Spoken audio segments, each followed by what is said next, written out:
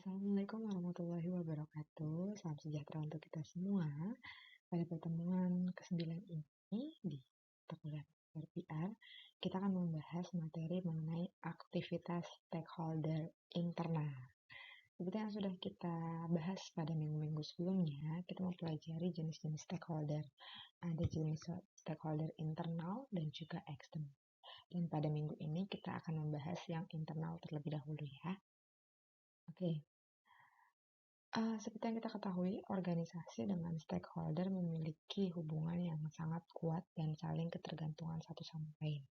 Organisasi saat ini tidak mungkin menutup diri dari lingkungan sekitar, termasuk juga stakeholdernya. Dan kondisi zaman yang sudah berubah, organisasi juga terus dinamis, harus memperhatikan berbagai perubahan yang terjadi di lingkungan sekitar. Nah, untuk itu, tugas PR di sini atau corporate communication adalah membina hubungan baik dengan stakeholder yang menentukan kesuksesan organisasi. Kita kemarin sudah petakan kenapa bisa berhubungan dengan stakeholder jenis ini, jenis A, B, C, D, E. Karena semuanya punya kepentingan dengan organisasi. Maka dari itu, pendekatan dengan hubungan yang baik diperlukan dalam melancarkan aktivitas bisnis perusahaan. Hubungan baik ini dimaksudkan untuk menciptakan saling pengertian tentunya, dukungan juga pada perusahaan, dan yang terpenting juga mencapai tujuan perusahaan, langkah-langkah perusahaan, serta kebijakan organisasi. Organisasi perlu menunjukkan sikap positif dan berusaha untuk memberikan yang terbaik bagi stakeholder. Jadi memang karena kita membutuhkan mereka dan kita juga satu sama lain berkaitan ya, maka kita juga harus menunjukkan sikap positif kepada para stakeholder organisasi atau perusahaan. Nah, yang dimaksud dengan stakeholder apa? Stakeholder secara definisi yaitu pihak-pihak yang baik secara langsung maupun tidak langsung memiliki kepentingan terhadap organisasi. Ya. Groening and Hahn mengkategorisasikan publik dalam public relation ke dalam empat jenis. Ada non-public, di mana orang-orang yang tidak terlibat sama sekali dalam persoalan atau situasi perusahaan. Yang kedua, latent public, yaitu orang-orang yang dia tuh tidak menyadari bahwa sebetulnya mereka ini ada hubungannya dengan persoalan atau situasi organisasi tersebut.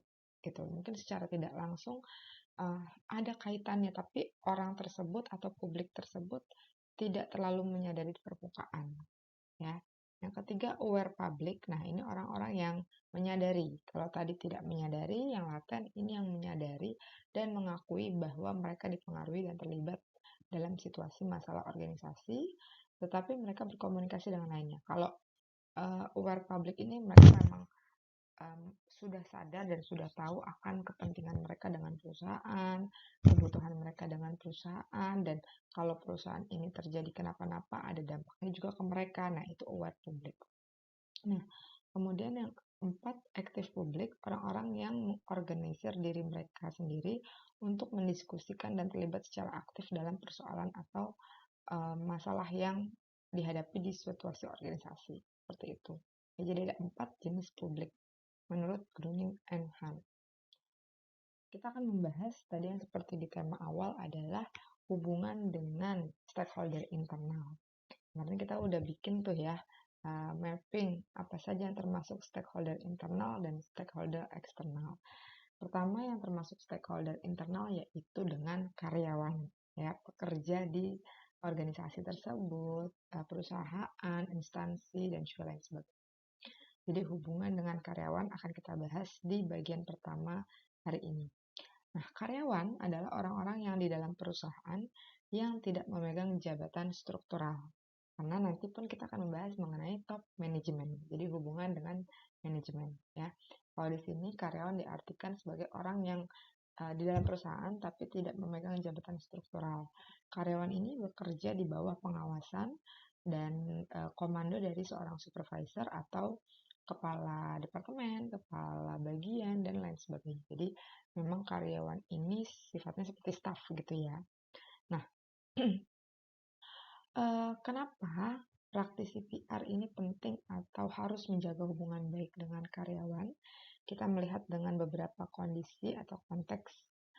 Jumlah karyawan itu terbanyak di perusahaan. Ya, jumlah staf itu pasti lebih banyak dari jumlah kepala supervisor atau kepala bagian atau kepala departemennya. Karena mereka di bawah ini yang secara teknis mengerjakan pekerjaan, jadi jumlahnya pasti lebih banyak.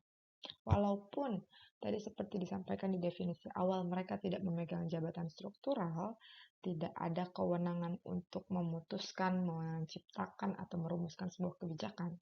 Walaupun suara mereka mungkin dinilai kecil ya untuk di perusahaan tersebut, ya suara mereka secara individu kalau mereka melakukan aspirasi pendapat, mungkin powernya itu kecil kalau seseorang atau individu ya. Tapi kalau dikumpulkan serentak karena jumlah mereka banyak, maka ya itu juga bisa menjadi ya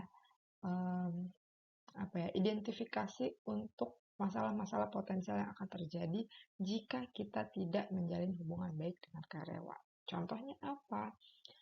Mogok kerja, terus perusahaan aset perusahaan jika ada rasa kekecewaan dari sekian banyak karyawan, mangkir kerja, pertengkaran antar karyawan gitu. Jadi walaupun mereka suaranya kecil untuk mengambil keputusan di sebuah organisasi atau perusahaan, tapi karena jumlahnya banyak, kalau mereka bersatu, maka mayoritasnya mereka bisa membuat sebuah tindakan yang berimplikasi kepada kerugian perusahaan jika tidak di-treat atau dilakukan pendekatan dengan baik kepada perusahaan.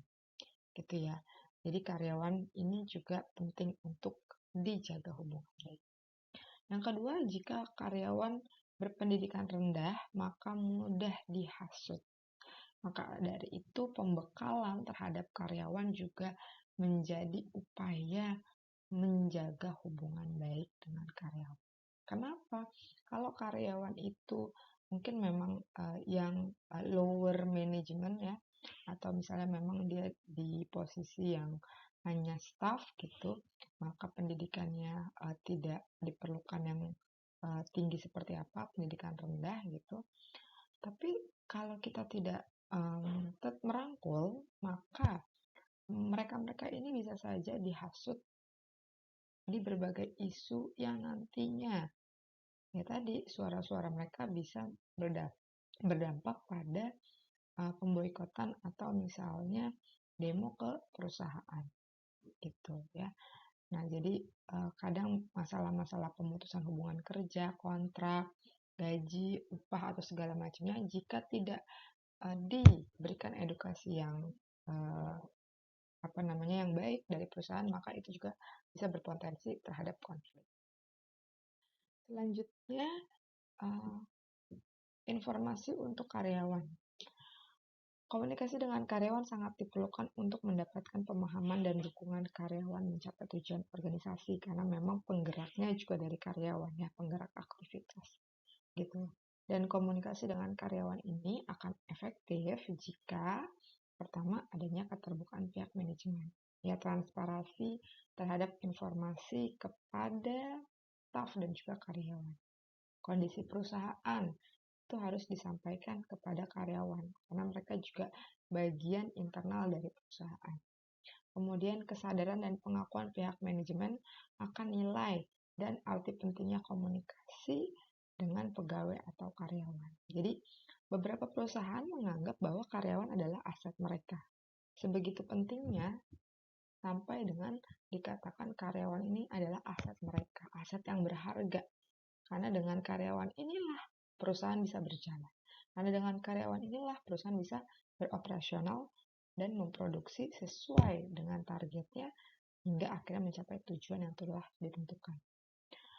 Kemudian, komunikasi dengan karyawan juga akan efektif jika kemampuan manajer PR yang baik sehingga mampu berkomunikasi sesuai dengan yang diinginkan oleh karyawan, serta adanya sumber-sumber daya yang cukup untuk digunakan dalam mendukung kegiatan komunikasi, seperti adanya media komunikasi.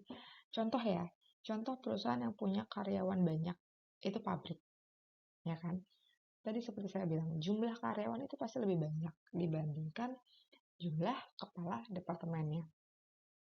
Anggaplah PR berada di deretan top manajemen. Kemudian dia harus melakukan komunikasi efektif dengan karyawan yang jumlahnya lebih banyak daripada jumlah staf PR sendiri di departemen PR-nya. Maka, ya, yang harus diperhatikan pertama adalah skill komunikasinya mereka. Bagaimana komunikasi yang mereka sampaikan bisa diterima dengan baik oleh karyawan. Kemudian, untuk menjangkau karyawan yang jumlahnya banyak seperti pabrik tersebut, maka diperlukan juga sarana dan prasarana seperti contohnya media komunikasi. Apa sih bentuk media komunikasinya? Mungkin ada in-house magazine, ada media internal perusahaan, ya, newspaper perusahaan, atau email, blast untuk semua karyawan. Atau papan-papan informasi. Kalau di pabrik-pabrik itu juga bisa dijadikan sebagai media komunikasi, sebagai alat bantu menyampaikan pesan dari manajer PR kepada karyawan. Oke, kemudian informasi untuk karyawan sebaiknya menggunakan pendekatan di sini dijelaskan oleh Reitel, yaitu strategic, honest, open, and consistent. Ya, komunikasi itu emang harus punya strateginya. Karena beda komunikan yang kita ajak bicara, maka beda juga strategi pendekatannya. Ya tadi ya, beda ketika kita mencoba membujuk karyawan dengan membujuk top management. Karakteristiknya pasti berbeda. Maka dari itu diperlukan juga strategi pendekatan komunikasi yang berbeda. Kemudian kejujuran. Nah, ini juga penting ya, karena siapa sih yang mau dibohongin gitu kan ya, termasuk juga karyawan juga nggak mau dibohongin. Kalau memang kondisi perusahaan lagi nggak baik-baik aja dan mengancam keberlangsungan karyawan di perusahaan tersebut ya, seperti misalnya sebentar lagi akan bangkrut atau misalnya ada pemunduran gaji atau sebagainya, nah itu harus dikomunikasikan secara jujur agar apa, karyawan juga bisa mempersiapkan, ya kan. Kemudian open, terbuka tadi, konsisten ya. Jangan komunikasi sama karyawan kalau ada lagi maunya aja, kalau lagi pas mengejar target aja. Tapi bentuk apresiasi, bentuk juga komunikasi interaktif, itu juga secara konsisten harus dilakukan. Ya kalau orang deketin cuma ada maunya doang, pasti yang ada sama komunikannya juga udah berprasangka buruk, ya kan? Tapi kalau memang dia terus kok melakukan komunikasi intens kok, konsisten kok, maka loyalitas juga akan terbangun, kepercayaan juga akan terbangun. Seperti itu ya. Oke, jadi ini beberapa breakdownnya tadi dari strategik ya.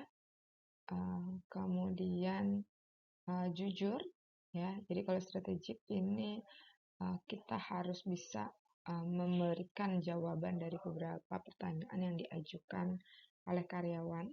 Kalau komunikasi harus jujur dalam situasi apapun, perusahaan harus terus terang ya terkait informasi yang akan disampaikan. Komunikasi harus terbuka, diberikan atau disediakan wadah atau forum komunikasi agar karyawan juga bisa menyampaikan aspirasinya ya, tidak dikekang atau tidak ditutup-tutupi seperti itu. Dan tadi konsisten ya, harus secara terus-menerus. Tujuan informasi untuk karyawan ini ada beberapa poin. Pada intinya pasti meningkatkan pemahaman tentang perusahaan di benak halayaknya, yaitu dalam hal ini karyawan. Jadi kan banyak ya kadang karyawan nggak tahu, kamu kerja di sini tahu nggak sih visi misi mereka apa? Tahu nggak sih budaya organisasi di kantor kamu apa? Nah banyak tuh yang nggak tahu gitu loh. Oh pernah sih dikasih tahu pas training awal, tapi ya udah gitu, dilupakan aja karena hanya diberikan buku saku tapi tidak diimplementasikan seperti itu. Jadi makanya harus ada komunikasi yang berlanjut untuk meningkatkan pemahaman tadi. kemudian juga memahami harapan, masalah, meningkatkan sense of belonging, ini yang penting ya. Karyawan kalau udah tidak merasa sense of belonging sama perusahaan, mungkin kerja itu hanya sebatas ya udahlah gue kerja seadanya karena gue digaji sekian gitu. Tapi kalau ada rasa sense of belonging, ada juga rasa bangga bekerja di situ, ada juga merasa memiliki perusahaan ini dalam hal nggak mau perusahaannya itu kenapa-napa gitu kan. Kemudian meningkatkan partisipasi dan motivasi kerja, penting banget ini juga, karena kerjaan itu tidak hanya secara eh, apa namanya manajerial ya, fungsional juga terkadang dibutuhkan gitu. Kemudian meningkatkan kinerja, prestasi, inovasi, dan kreativitas karyawan. Meningkatkan kesadaran kebersamaan, nah ini penting banget. Banyak banget mungkin di perusahaan sering banget ngadain gathering, sering banget ngadain kebersamaan, sering banget ngadain outing. Tujuannya buat apa sih? Ya, tujuannya ya untuk berkomunikasi dengan karyawan dan meningkatkan rasa tadi sense of belonging, rasa kebersamaan satu sama lain, teamwork ya, rasa tidak ada jarak antara manajemen dan juga karyawan. Kemudian juga menurunkan tingkat turnover ya. Jadi kalau misalnya perusahaan itu, kok di perusahaan ini setiap hari buka lowongan kerja, emang setiap hari ada yang keluar ya? Nah itu kan akhirnya dipertanyakan ya, gak mau deh gabung di perusahaan itu, ntar masuk sebentar udah pada cabut gitu. Nah karena apa? Mungkin juga komunikasi karyawannya tidak efektif, ya kan? Mempertahankan karyawan kunci, nah ini juga karyawan-karyawan yang menjadi uh, apa ya, pemegang kendali ataupun kunci dari sebuah aktivitas perusahaan. Ini apa saja yang disampaikan sebagai informasi kepada karyawan, yang termasuk diantaranya adalah kondisi perusahaan, teknologi, misalnya ada aplikasi terbaru, sistem terbaru, ya kan, terus juga peraturan pemerintah, hak-hak konsumen, karena kadang ngerasa ini sebenarnya konsumen komplain kayak gini tuh bener atau enggak sih, diperbolehkan atau enggak sih, makanya kita juga harus perlu hak konsumen kita tuh ketahui dulu seperti apa, sehingga nanti ketika mendapatkan komplain kita bisa mengidentifikasi. Kemudian kondisi pesaing juga, dan kita juga harus mengetahui hak sebagai masyarakat. Satu sisi mereka bekerja di perusahaan ini sebagai karyawan, tapi mereka juga sebagai masyarakat di negara Indonesia ini. Nah, media komunikasi yang dilakukan antara lain bisa media tatap muka, media kelompok, media komunikasi lainnya. Kegiatannya tadi ya bisa dengan rapat, diskusi, seminar, pelatihan. Berkomunikasi dengan karyawan milenial tuh mungkin tidak sekaku dengan karyawan-karyawan di generasi sebelumnya, jadi pendekatannya pun memang agak berbeda. Family gathering, employee gathering, ya gathering-gathering lah atau outbound juga sering dilakukan. Briefing, survei internal, biasanya kita biar mengevaluasi, terus juga annual meeting, monthly meeting, olahraga bersama, juga kegiatan informal ya. Nah, ulang tahun perusahaan juga anniversary, itu juga sering dirayakan untuk mendapatkan momen di mana bisa berkomunikasi dengan karyawan. Ya. Kemudian pertemuan via media lain. Nah, setelah kita bahas mengenai hubungan dengan karyawan, sekarang dengan pemilik perusahaan. Ya, pada perusahaan baru umumnya didominasi oleh pemilik, apalagi kalau perusahaan-perusahaan yang sifatnya perusahaan keluarga, maka pemilik itu biasanya memegang kendali yang lumayan dominan. Ya, nah di sini mungkin pekerjaan PR merasa akan lebih rumit. Kenapa? Karena pemilik merasa ya tadi memegang kendali penuh, rasa percaya dirinya yang berlebihan, ya terlihat dominannya berlebihan, dan orang-orang di bawahnya merasa tunduk karena merasa ya udah yang punya tuh dia aja gitu kan. Jadi tidak ada orang kedua ya di dalam perusahaan yang berani ataupun tadi mengkritik kalau memang dia salah, ya terus juga campur tangan pemilik di hal-hal yang bukan semestinya atau kewenangannya karena merasa ya tadi memiliki perusahaan sepenuhnya, ya. Campur tangan anggota keluarga tadi seperti yang saya bilang, ownernya kakaknya, manajer HR-nya adiknya, manajer ininya. Nah, itu agak rumit tuh ya, campur tangan anggota keluarga yang kadang tidak mempunyai posisi formal atau tidak, bukan di departemennya, tapi karena dia merasa ada kedekatan atau ikatan keluarga jadi campur tangan. Terus kadang juga merasa karena PR menjadi apa ya, pihak yang bisa menjembatani dengan orang-orang di bawahnya, maka ketidakjelasan objektif dari pemilik juga menambah tugas seorang PR. Kemudian pemilik biasanya lebih percaya pada visi dan nalurinya, bukan perhitungan logis ya. Jadi subjektivitas pemilik masih sangat-sangat kental di sini. Dan tadi organisasi bersifat informal atau kekeluargaan. Nah, maka dari itu bagaimana kita bisa berhubungan baik dengan pemilik perusahaan ya, agar tujuannya ya memahami kebijakan dan program perusahaan terbaru, menyampaikan masalah terkait ide-ide yang itu bisa menjadi sebuah inovasi ya. Kemudian memperoleh instruksi yang jelas. Jadi birokrasinya juga harus ditetapkan. Manfaatnya antara lain, kadang satu sisi orang jadi malas berhubungan dengan pemilik karena merasa, yang ada kita cuma nurutin maunya aja. Tapi selain itu, kita juga penting harus berkomunikasi dengan pemilik agar apa? Mengetahui pandangannya, mengetahui keputusan-keputusannya, sehingga nanti juga bisa diimplementasikan pada program kerja perusahaan. Ya. Oke, bentuknya apa aja hubungan dengan pemilik perusahaan? Aktivitasnya bisa dengan rapat, ya, briefing, pertemuan informal seperti ya tadi makan siang bersama atau minum kopi, ya kan, biasanya itu komunikasi-komunikasi informal yang tetap di dalamnya ada pesan-pesan mengenai atau informasi mengenai corporate. Gitu. Kemudian seminar atau diskusi ya, seperti pemangku-pemangku kepentingan kita undang semua, terus kita lebih ke diskusi santai seperti itu. Kemudian kalau tadi sudah dengan karyawan, pemilik perusahaan, yang ini hubungan dengan manajer dan top eksekutif. Ya, top manajemen lah ya. Oke. Manajer dan top eksekutif merupakan bagian dari halayak sasaran PR. Kenapa? Karena manajer merupakan sumber berita majalah bisnis dan ekonomi. Manajer adalah sasaran pembajakan bagi perusahaan lain. Kenapa?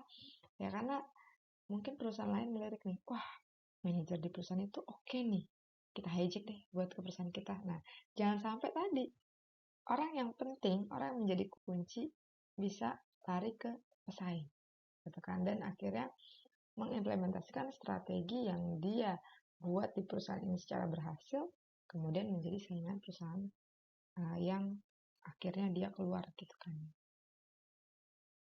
Oke. Setelah itu hubungan dengan keluarga karyawan. Ini juga termasuk stakeholder internal ya. Jadi nggak cuma karyawan aja. Keluarga karyawan juga harus menjadi sasaran atau target dari komunikasi yang dilakukan oleh PR. Kenapa? Ya, keluarga karyawan merupakan bagian penting dari organisasi atau perusahaan. Karena keluarga adalah stakeholder yang menaruh minat terhadap organisasi tempat anggota keluarganya bekerja. Mereka ada harapan, oh ayah saya kerja di sana, oh ibu saya kerja di sana, oh anak saya kerja di sana. Maka tujuan hubungan dengan keluarga karyawan pertama, memperoleh pemahaman dari anggota keluarga tentang visi misi. Nggak jarang, Bu, anaknya kerja di sana ya? Tahu nggak? Di sana tuh lagi ada isu kayak gini-gini. Nah, si ibu ini karena merasa anaknya kerja di sana, merasa mewakili juga dari kantor tersebut karena ada kedekatan anaknya kerja di sana.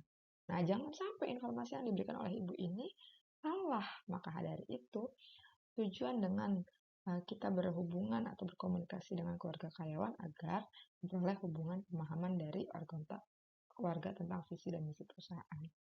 Mendapatkan kepercayaan tentunya juga ya, dan juga memperoleh dukungan moral karena orang yang bekerja keluarganya juga akan support gitu kan ya. Tapi kalau keluarganya udah merasa memandang kantor lo tuh kayaknya nggak bagus deh, Masa nggak pernah ngasih ini, nggak pernah ngasih itu, hak-hak lo nggak dipenuhin, maka yang tadinya menjadi harusnya dukungan moral yang positif, itu bisa jadi berbalik kalau tidak dilakukan pendekatan dari perusahaan.